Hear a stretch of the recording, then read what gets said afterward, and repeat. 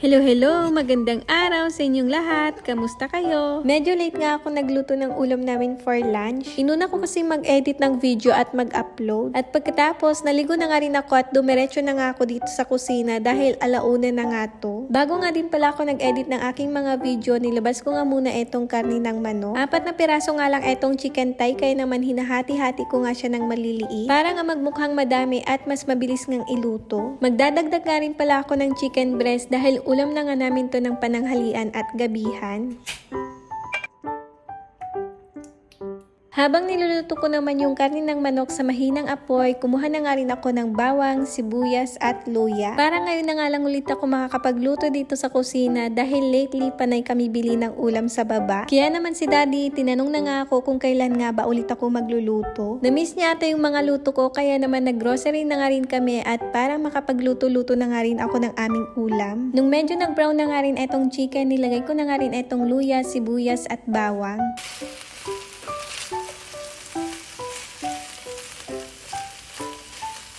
Hindi na nga rin pala ako naglagay ng mantika para nga less oil na din. Dahil mabilis ang luto na nga itong niluluto ko, kaya naman naglagay na nga ako ng paminta, toyo, oyster sauce, konting asukal at konting seasoning granules. Tapos ayan, hinalo-halo ko nga lang to.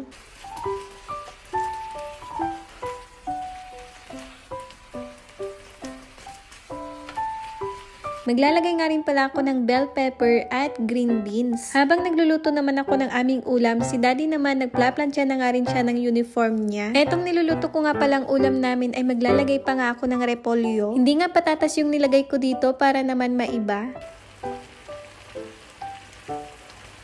Nung naluto naman na yung mga gulay, nilagay ko na nga rin dito sa mangkok. Eto na nga din yung ulam namin, adobong manok na may repolyo at beans. Para naman may prutas nga kami, naglabas lang ako ng black grapes at apple. Isang apple na nga lang yung nilabas ko dahil pagsasaluhan na nga namin 3 to. Mahilig nga rin pala sa mga prutas si Little Donsin at kayang-kaya niya nga ubusin lahat to. Pagdating naman dito sa grapes, hinahati ko nga lang sa gitna at inaalis ko nga rin yung balat at buto. Kapag di ko kasi inalis yung balat, kakagat-kagatin nga lang niya. Tapos hindi niya nakakainin at sayang naman kapag ganun nga yung ginawa niya. Nung mabalatan ko naman na lahat ng grapes, sumubo na nga rin ako ng 2 piraso. At eto nga, kumain na nga rin kami ng niluto kong ulam namin. Si Zay naman, etong mga prutas nga yung una niyang kinain. Pero sinusubuan nga din namin siya. Kumuha nga rin ako ng kalahating grapes at tignan nyo naman, balak pang ang kunin ni Zay. Pagdating kasi sa grapes, kanya lang dapat. Nung natapos naman na kami kumain, si Daddy na nga din naghugas ng mga pinagkainan namin. At para mas mabilis nga, tinulungan ko na nga rin siya dito sa kusina. Siya nga yung nagsasabon, ako naman yung nagbabanlaw. Pagkatapos ka namin maghugas, naubos nga rin yung kanin namin, kaya naman nagsaing na nga rin ako. Nakakadagdag ganda nga din dito sa kusina kapag may halamang green. Pero yan nga ay kangkong at nilabas ko nga lang sa ref at nilagyan ng tubig. Sa ganung paraan nga daw ay hindi agad masisira yung kangkong. So bali nagpunas na nga rin ako dito sa kalan dahil hindi na nga rin ako magluluto ng aming ulam. Pagsilip ko naman dito sa bintana, medyo makulimlim nga at parang uulan. Anyway, papatulugin na nga pala si Little Donsin at ganyan nga siya kagulo kapag binibihisan. Tatabi nga rin ako sa mag-ama ko para patulugin si Little Donsin, pero basa nga itong buhok ko, kaya naman nag-blower pa nga ako. Etong si Daddy naman laging nakaboxer kapag andito sa bahay. Kaya naman tinakpan ko na nga yung dragon niya. Bago nga rin matulog tong batang to, kukulitin pa niya ako. Tutusukin niya yung butas ng ilong mo o yung tenga mo o kaya naman yung mata mo. Minsan ginagawa pa nga niya akong kabayo. Nung nakatulog na nga rin si Zane, oras na nga rin ng pag-edit ko ng aking video at pagre-record. Kaya naman bumangon na nga rin ako at pinangharang ko na nga rin yung unan dito sa gilid para na nga din hindi agad-agad mahulog si Zane. O siya, paano, hanggang dito nga lang muna, sa susunod ulit. Bye-bye, Sumo Day!